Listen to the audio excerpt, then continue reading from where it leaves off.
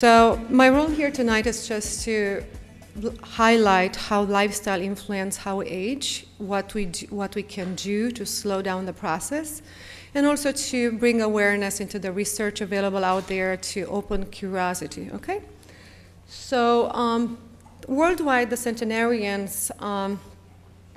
The number is growing exponentially, and in about 2050 it will be 6 million.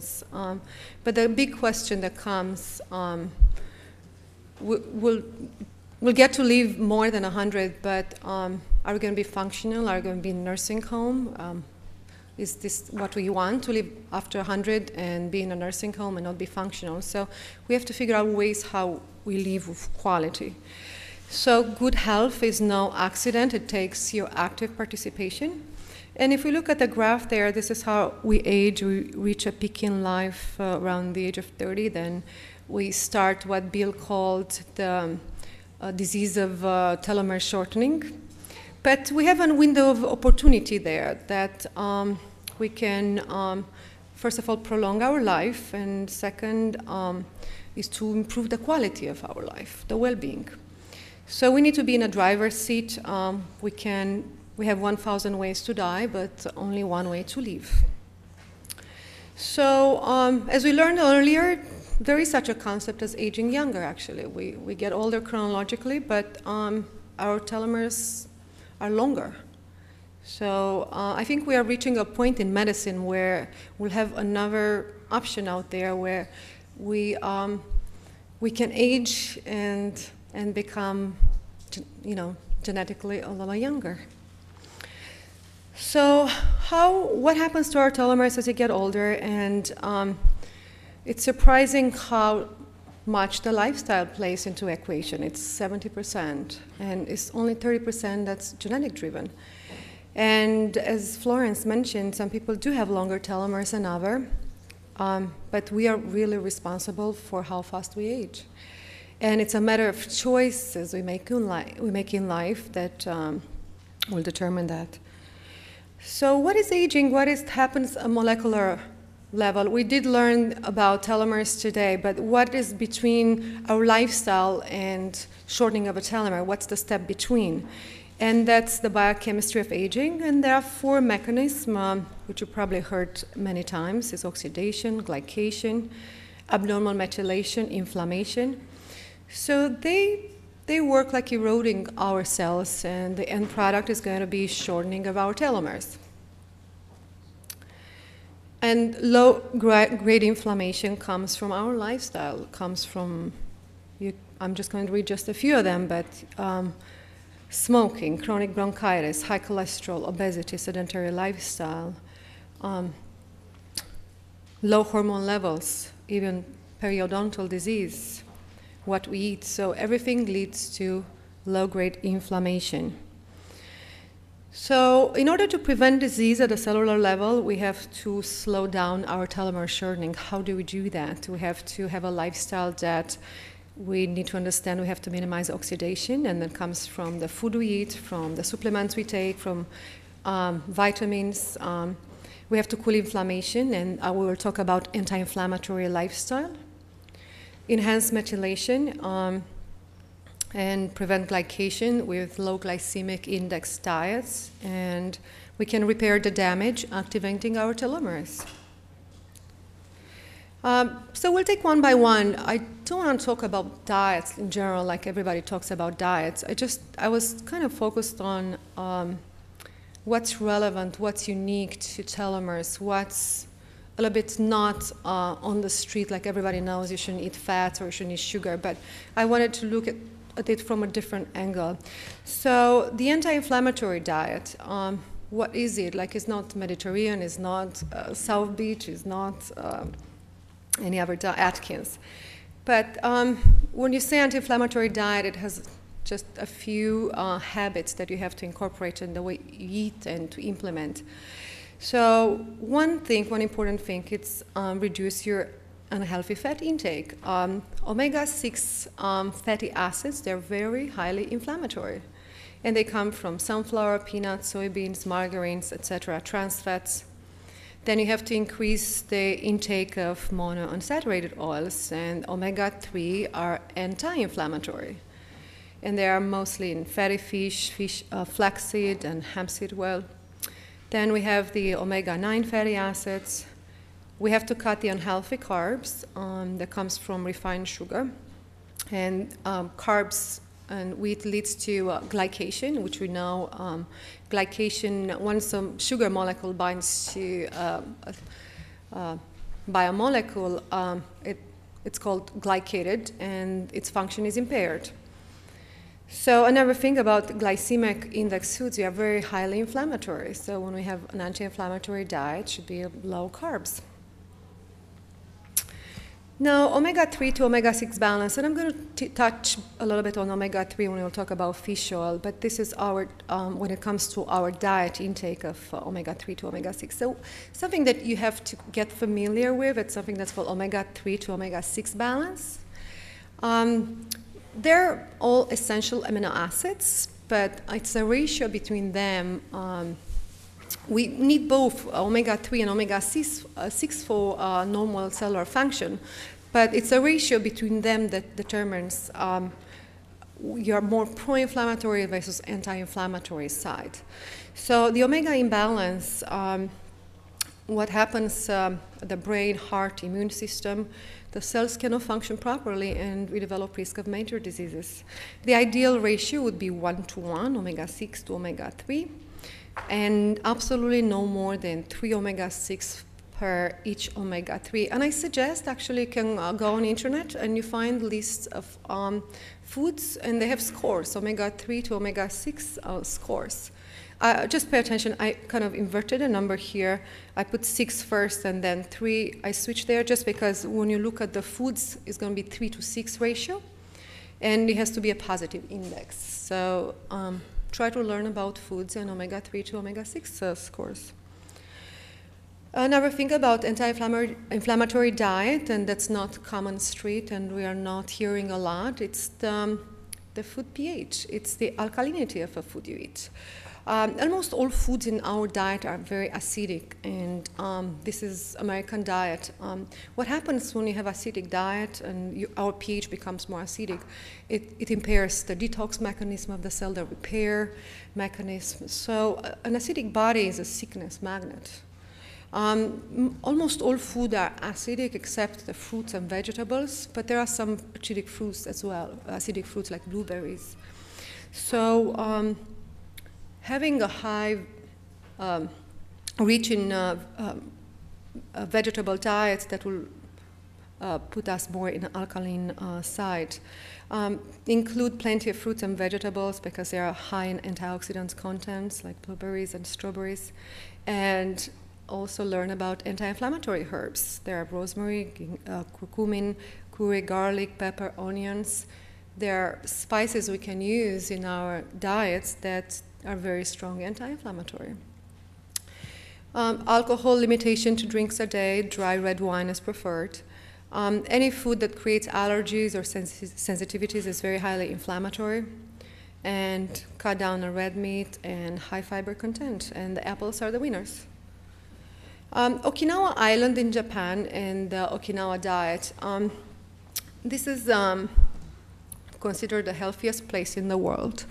I would say the ratio of centenarians in the United States, they are about 15 per each 100,000 people. And in this island, there are 50 per each, so almost 3 times more than United States. They have the highest longevity rate. They're very spiritual. They have no stress. Eat more animal proteins than the cousins in Japan. And their diet is based on fruits, vegetables, soys. They eat pork, which is surprising, but actually they eat more pork around the holidays, not on a routine basis. But what's specific about their diet, I would highlight 3 things. They're very spiritual, there's no stress, they eat the veggies, they don't have trans fats and refined sugar, it's not in their diet.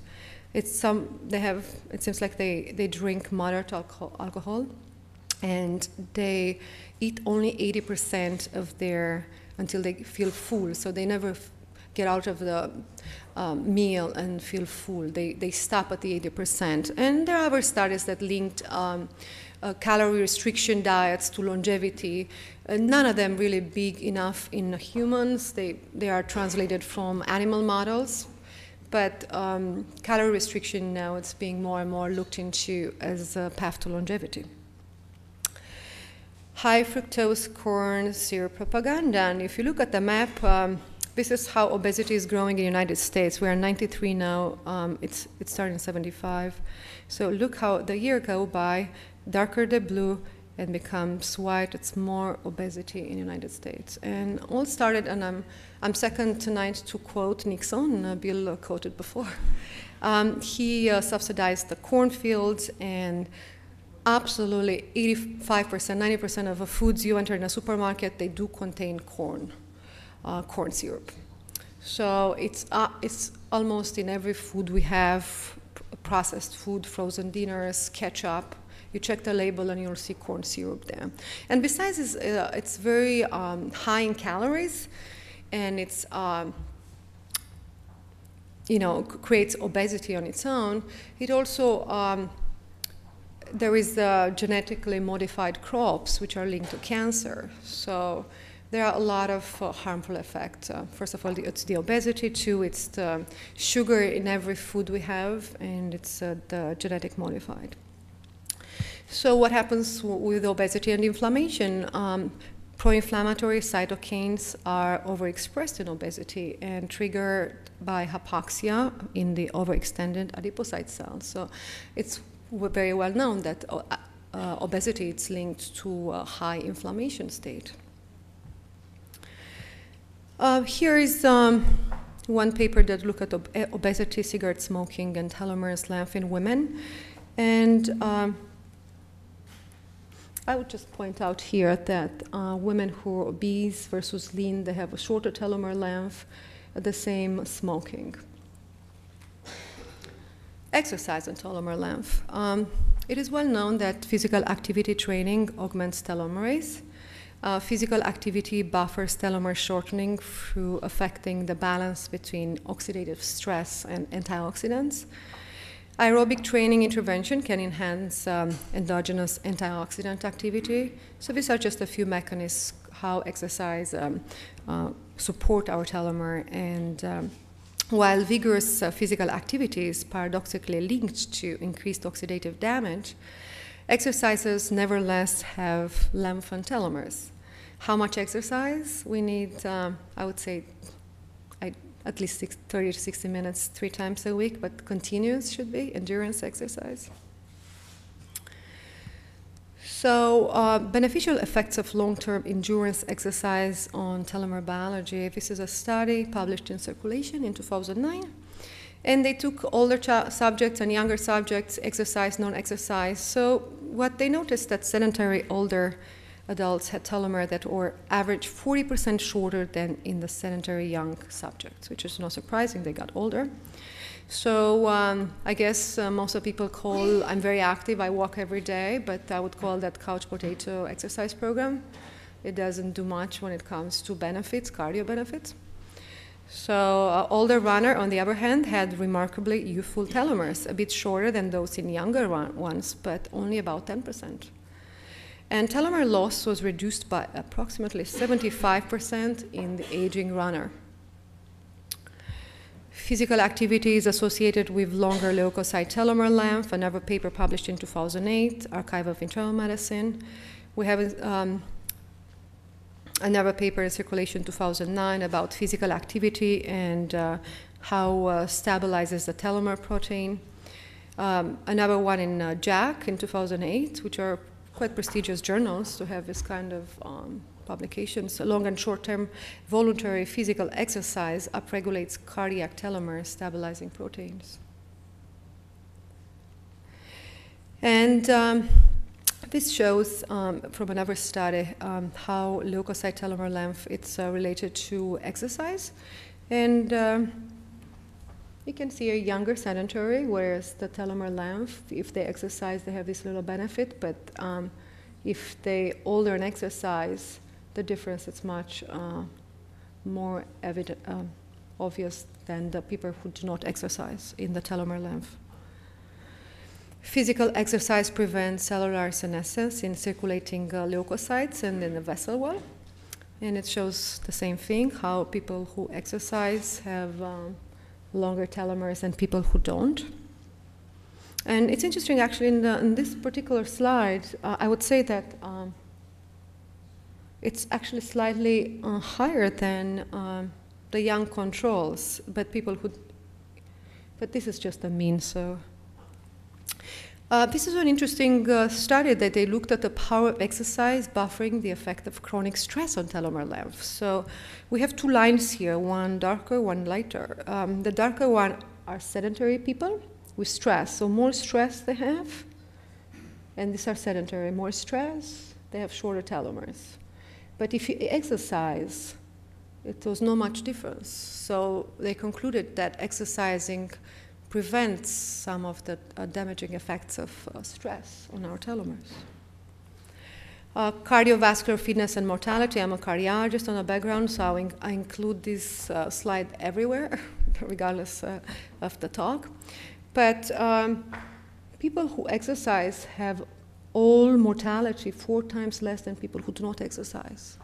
So 4 times is huge. If you do not exercise, you're here. If you exercise, you're 5 times less risk of developing cardiovascular disease. Stress. The mechanisms by which stress affects the body at a cellular level are known, but one proposed pathway is telomerase activity as well as pituitary hypothalamic axis and stress hormones. Chronically stressed individuals have shorter telomeres. They have also higher excretion of a urinary stress hormone, which is known to be related to lower telomerase activity and shorter telomeres. These are 2 studies. They looked early in life, and they even found a linkage between early childhood stress and telomere length later in life. And these are children who were exposed to stress in the prenatal period, and they had shorter telomeres than people who then controls. The same here in intrauterine life. They showed that the stress was linked to shorter telomere in their youth. Depression and telomeres. Heightened telomerase levels have been found in some depressed patients who were given antidepressants. And why I like this particular study is because we have to understand that sometimes telomerase is like very elastic. You can shut it down, you can activate. So whatever happens in your life, you're more depressed, there is some elasticity of the telomerase. It can go back and forth. You activate, you shut it down, you activate, you shut it down. So this is how we summate at the end how short our telomeres are. The short telomeres, there's another study, they looked at short telomeres and depression and the general population, and they found a link between them. However, interesting was the question, what is the egg? What was the first? Was the egg or the chicken? So, but in this paper, actually, they looked at telomere shortening related to the years of depression, and they found that actually longer you had depression, the shorter your telomeres are. So they concluded that depression actually precedes short telomeres, because there are other studies out there that would say that short telomeres would predispose people to depression or bipolar disorder or all other psychological disorders. So in this study, they showed actually depression was the first event, the trigger event. This is a study that looked at men in Netherlands and Greece, and I bet if they will do this again in Greece, it's going to be much worse nowadays. They looked at pessimism and telomere length. This was based on a questionnaire they gave them, and the more pessimistic they seemed to be, the shorter telomeres they had. Meditation. Intensive meditation training has a positive impact on the telomere length. They had, in this study, on the first one, they had participants that meditated about 6 hours daily for 3 months. And I was thinking, what kind of lifestyle can you afford to do 6 hours?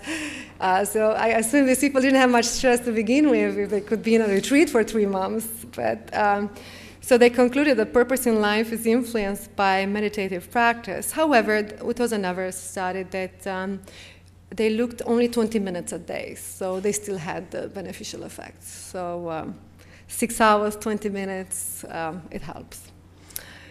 This is my favorite slide. Employment and work schedule are related to telomere length in women. So what they found here that women who do not work or are part-timers have longer telomeres. So then I went back and I said, I'm curious, was this study run by a woman or a man? So I guess, actually it was a woman who ran the study, obviously, and was sponsored by NIH. So it was not somebody who was bored at home and tried to prove the lack of activity and justify.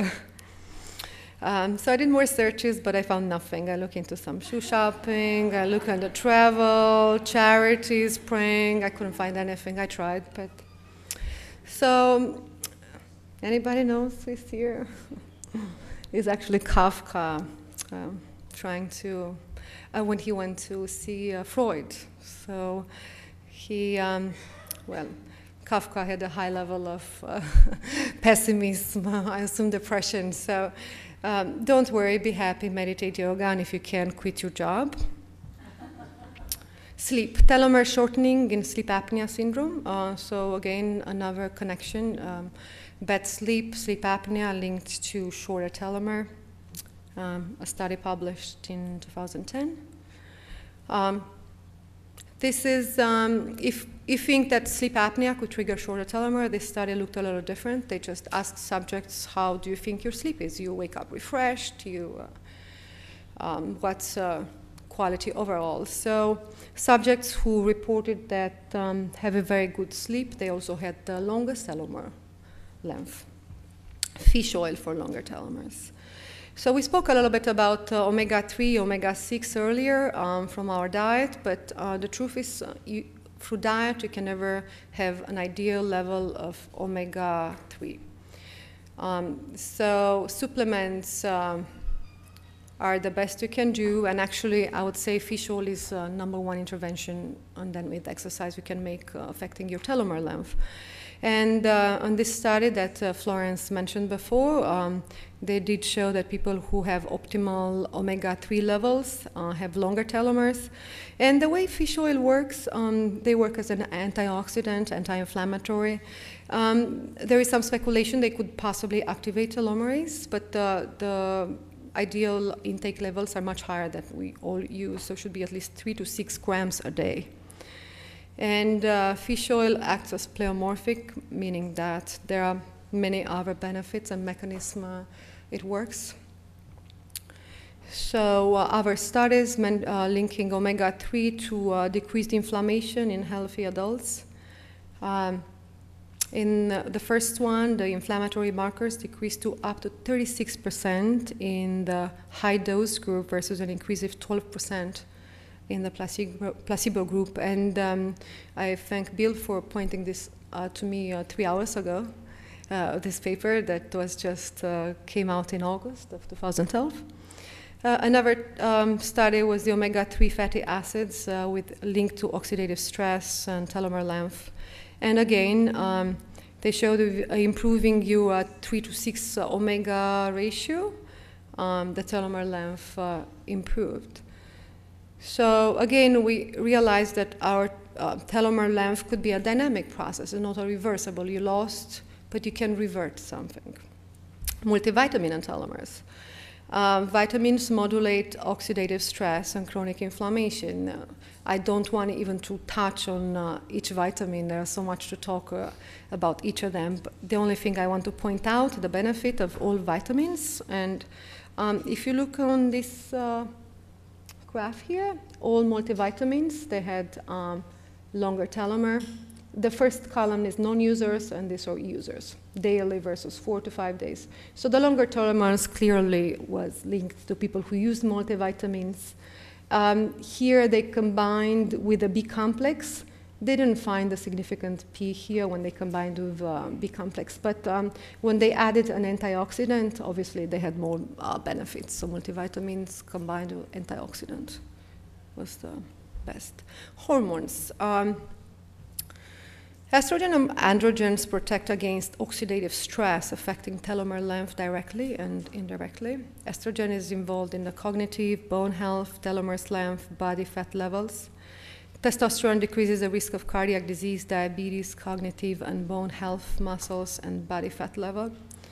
How much they do this directly and indirectly through bringing other benefits, but definitely there is a positive relation between hormonal balance and longevity. And I would suggest, as Florence mentioned before, just natural hormones, bioidentical, if anybody considers it.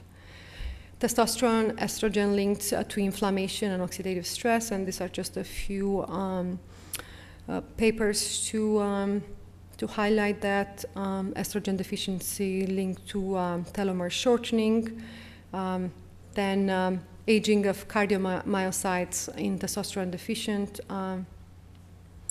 Testosterone suppresses oxidative stress, and the antioxidant role of the sex hormones. Vitamin D, the sunshine vitamin. Vitamin D is a potent inhibitor of the pro-inflammatory response and oxidative damage. High serum vitamin D levels are associated with Langerhans leukocyte. Then again, we have published study out there. They looked at 2,160 women, and they checked their vitamin levels, and they did adjust them per age, per BMI, for other comorbidities.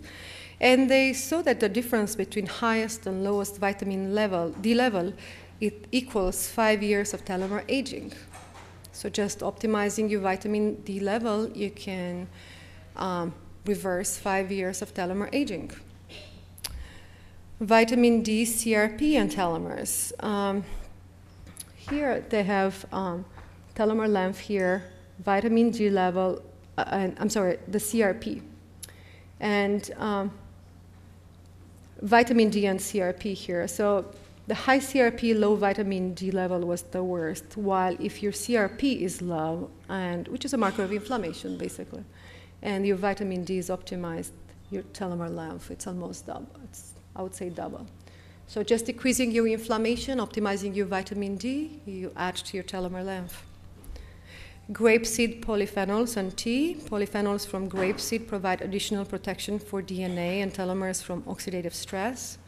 Mice fed grapeseed polyphenols had longer telomeres, and the same to those who drink green tea. And these are just other supplements you might hear about, but everything really boils down to the antioxidant capacity and anti-inflammatory. So I'm not going to talk about each of them, but you might hear about all the supplements from the list, and I'm sure the list can go longer. However, this is the newest kid on the block. Dr. Oz. His latest favorite is green coffee bean extract, and but I think this is mostly for weight loss. It contains chlorogenic acid, which apparently is removed. It's decreased when the coffee bean it's been prepared. So, and actually this chlorogenic acid inhibits the absorption of calories. And I hear that people achieve 17, 18 pounds weight loss reduction just taking this. So in summary, how we keep our telomeres long: exercise, antioxidants, omega-3s, vitamin D, don't smoke, sleep minimum 7 hours, meditate at least 20 minutes daily, don't be obese, reduce stress, reduce depression, hormonal balance, and be happy.